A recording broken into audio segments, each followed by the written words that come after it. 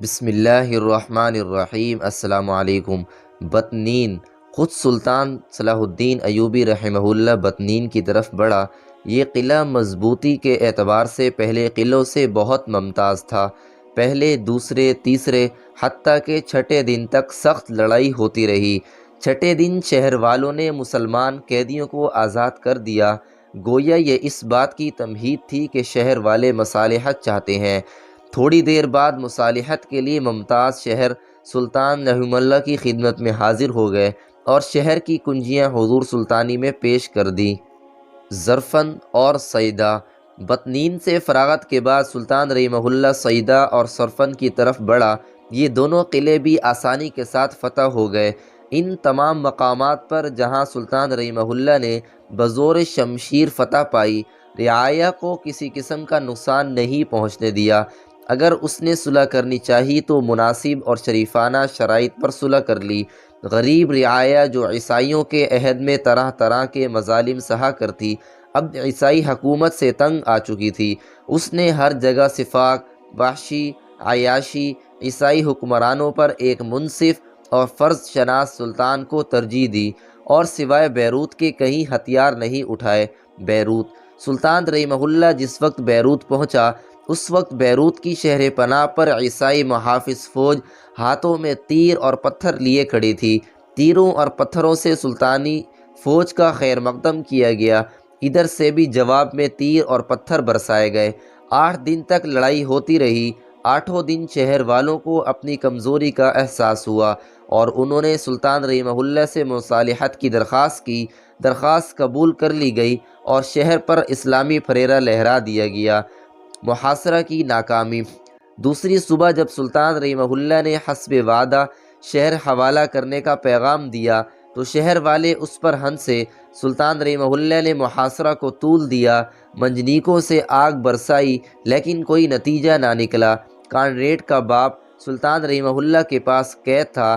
اسے شہر پناہ کے قریب کھڑا کر کے کانریڈ کو پیغام بھیجا گیا کہ تم اگر قلعہ سپرد کر دو تو تمہارا باپ بچ جائے گا، ورنہ اسے تمہارے دیکھتے دیکھتے قتل کر دیا جائے گا۔ کانریڈ نے جواب دیا، میرا باپ کافی دن جی چکا ہے، مجھے اب اسے زندہ رکھنے کی آرزو نہیں ہے، اسے قتل کر دیجئے، لیکن میں قلعہ آپ کے سپرد کرنے کے لیے تیار نہیں ہوں۔ اس جرأت آمیز جواب پر سلطان رحمہ اللہ بہت خوش ہوا، اس کے باپ کو چھوڑ دیا اور محاصرہ بھی اٹھا لیا۔ عسقلان پر حملہ۔ یہاں سے سلطان صلاح الدین ایوبی رحمہ اللہ عسقلان کی طرف بڑھا اور اس کا محاصرہ کر لیا۔ شہر والوں نے سلطانی فوج پر تیر اور پتھر برسائے۔ دوپہر کے بعد سلطانی فوج نے اس کا جواب دیا۔ 14 دن تک بڑی سخت اور ہولناک لڑائی ہوئی۔ نہ ہی شہر والے دبتے نظر آتے تھے اور نہ ہی سلطانی فوج تھکی۔ 15ویں دن البتہ مسلمانوں کا ایک دستہ قلعے کی مشرقی دیوار توڑنے میں کامیاب ہوا۔ شہر والے اب بہت پریشان ہوئے۔ انہوں نے سلطان صلاح الدین ایوبی رحمہ اللہ سے امان کی درخواست کی۔ یہ درخواست قبول ہوئی۔ انہوں نے جو شرائط خود پیش کیے تھے، سلطان ایوبی رحمہ اللہ نے وہی قبول کر لیے اور عسقلان پر اسلامی پھریرہ ایک بار پھر لہراتا نظر آیا۔ چند دوسرے مقامات کی فتح۔ عسقلان کی فتح کے بعد سلطان صلاح الدین ایوبی رحمہ اللہ خود تو یہیں ٹھہرا، البتہ اپنے چند سرداروں کو بیت لحم، بیت جبریل، نظروں، رملہ، ارم غزہ اور مشہد ابراہیم کی طرف بھیجا۔ یہ تمام شہر بھی بہت تھوڑے عرصہ میں سلطان صلاح الدین ایوبی رحمہ اللہ کے قبضہ و تسلط میں آ گئے۔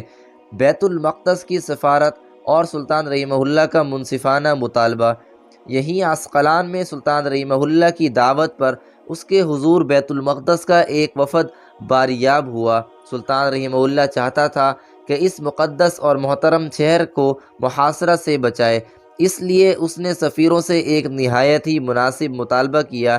اس نے کہا، میرا ایمان ہے کہ بیت المقدس اللہ کا محترم گھر ہے، تم لوگوں کا بھی یہی ایمان ہے۔ میں نہیں چاہتا کہ اس شہر کا محاصرہ کروں یا اس کے باشندوں کے خون سے ہاتھ رنگوں، اس لیے بہتر ہے کہ ہم تم ایک مصالحت کر لیں۔ تم کو 5 سال دیے جاتے ہیں، اس میں تم خوب کاش کرو اور ان 5 سال کے بعد زر فدیہ ادا کرنے پر تم چاہو تو تمہیں میں اپنے خرچ پر عیسائی ساحلوں پر اتار دوں گا، اور اگر تم شہر کی حفاظت کر سکو تو اسے رکھو، ورنہ میری بات مان لو۔ ان لوگوں نے ایک ہی جواب دیا کہ ہمیں مصالحت منظور نہیں، ہم لڑنا چاہتے ہیں۔ اس موقع پر سلطان رحمہ اللہ نے قسم کھائی کہ بہت خوب، میں بھی انشاءاللہ تلوار کے زور سے فتح کروں گا۔ دوستو، امید ہے آج کی ویڈیو آپ کو اچھی لگی ہوگی۔ اگر ویڈیو اچھی لگی ہو تو لائک، کامنٹ اور شیئر کریں، اور ہمارے یوٹیوب چینل علمی وائس کو سبسکرائب کریں تاکہ نیو آنے والی ویڈیو کا نوٹیفیکیشن آپ تک بر وقت پہنچ سکے۔ اسی کے ساتھ ہی میں آپ سے اجازت چاہوں گا۔ ملتے ہیں نیکسٹ ویڈیو میں ایک دلچسپ اور سبق آموز واقعے کے ساتھ۔ تب تک کے لیے اللہ حافظ۔